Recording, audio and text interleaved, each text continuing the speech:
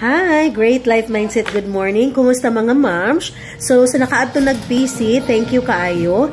And, i-discuss lang ako, tudloan lang tamo sa atong resibo, no? Okay? So, sa inyong resibo, makita ninyo ang inyong pangalan.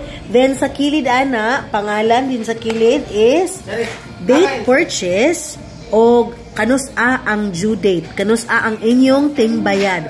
Due date, both pasabot, adlaw sa inyong tingbayad. And yes po, automatic na siya since computer generated ta. Automatic na siya 37 days. Okay? Then sa ubos nga part sa inyong resibo, mga product ni dire no, mga product, then pilay gross, meaning original price niya or promo price niya, then pilay inyong 25% basic discount, then pilay inyong bayranan. So sa ubos makita ang total ninyo nga bayranan. Okay? So, nasa babaw ang due date, kanus-a ang tingbayad, nasa ubos ang total. Okay? If ever na amoy mga pangutana, Ma'am Sheet, pwede ragyod kaayo mong mag-message sa ako, para ma-explainan mo na ako. Okay, okay? Kung naing pangutana, pwede gyud kaayo.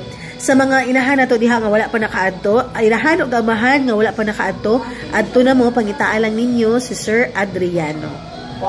Okay, para ma-assist mo, and ayaw mo kalimot pag-picture together kang sir kay para ma-post nato diri sa atong GC. Thank you mga inahan. Bye-bye!